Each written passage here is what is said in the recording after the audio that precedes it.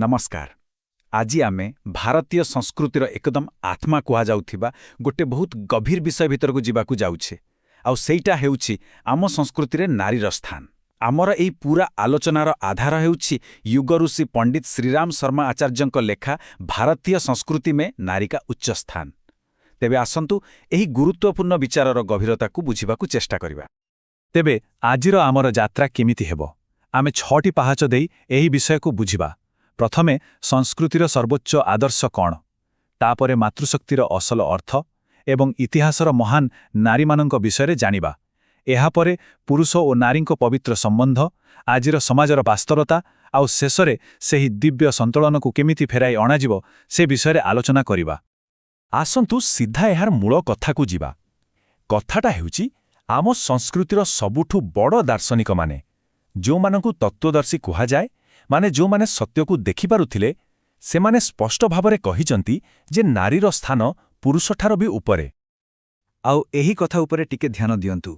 एइटा किछि आजिकालीर नुआ कथा नुहे, यह हेउछि आम संस्कृतिर मूल दुआ, तार निय पथर भଳି।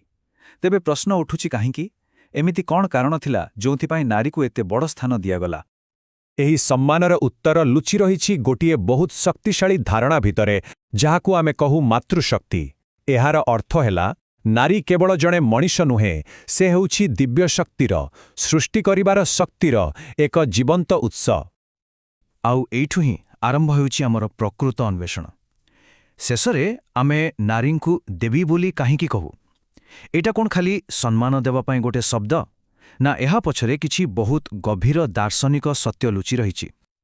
आमर उपनिषदरे एहार बहुत सुंदर उत्तर अछि। टिक्के एही क्रमकू देखंतु। सम्मानर तालिकारे सबुठु आगरे किए? मातृदेव भव, माने मा ही देवतांकर प्रथम स्वरूप, तापरे पिता आउ आचार्य, किंतु मांकर स्थान सबुबेले प्रथम। हेले मा काहींकि प्रथम? उत्तर हेउछि मातृत्व। कारण मा खाली गोटे शिशुकू जन्म दिए नाही, से निज रक्त मांस निजर प्राणरू गोटे पूरा जीवन तैयारी करे। एही जो सृष्टि करिवार शक्ति अछि ना, एहा ही तांको ईश्वरंकर सबुठु पाखापाखी करि दिए। आउ एही दिव्यता खाली पिला पाळिबारे नुहे, यह तो ज्ञानर भी उत्स। जेमिति कि गोटे पटे अछंती गायत्री, जहांकू आमे वेदमाता कहू, से होछंती आध्यात्मिक ज्ञानर प्रतीक। आउ आरपटे अछंती सावित्री, जे पूरा सृष्टि को चलांती, से होछंती वैज्ञानिक ज्ञानर शक्ति। माने सबु प्रकारर ज्ञानर मूलरे नारी शक्ति ही अछि। ठीक अछि, ए सबु तो दर्शनर कथा हैला, किंतु आसंतु टिके इतिहासर पृष्ठा उल्टेइबा। कौन सतरे एमिति नारी माने थिले जो माने एही आदर्श को बंची देखई थिले? अरे बिल्कुल, वैदिक जुगरे गार्गी और मैत्रेयींक भଳି ज्ञानी थिले, जो माने बड़ बड़ ऋषिंक सह शास्त्रार्थ करुथिले। पुराण कथा देखिले सावित्री तो निज ज्ञान बଳରେ जमराजंकु भी हरई देइथिले, आउ अनुसुयांक शक्ति आगरे तो त्रिदेवंकु भी शिशु हेबाकू पड़िथिला। एसबु खाली कहानी नुहे, एसबु नारी शक्तिर ज्वलंत उदाहरण। आउ जेतेबेले दरकार पड़िछि, नारी खंडा भी उठेछि।